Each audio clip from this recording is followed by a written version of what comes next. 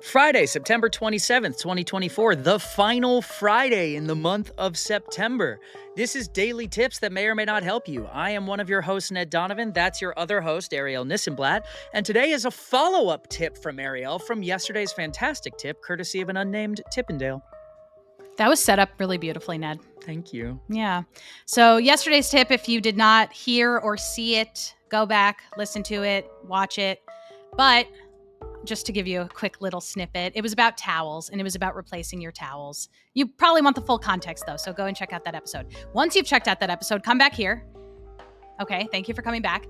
And today's tip is that once you have replaced your towels with some nice new fluffy ones, what do you do with the old towels? I recommend cutting them up into little squares or big squares, depends however you want to go with that, and you can use them for cleaning. And the good news there is that they are still usable for a long time. They're washable for a while. I actually have done this also with pajamas that have made it past their lifespan as pajamas. You can cut them up, and they're really good for scrubbing the tub.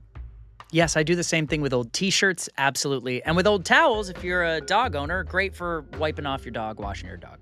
That's what we do in our household. We're a big believer in take the old towel and reuse. In this house, we reuse towels on our dogs. Heck yeah. And don't ever let anyone tell you otherwise. That's right, yeah. And I hope you wash your dog this weekend, Ned, because it is Friday.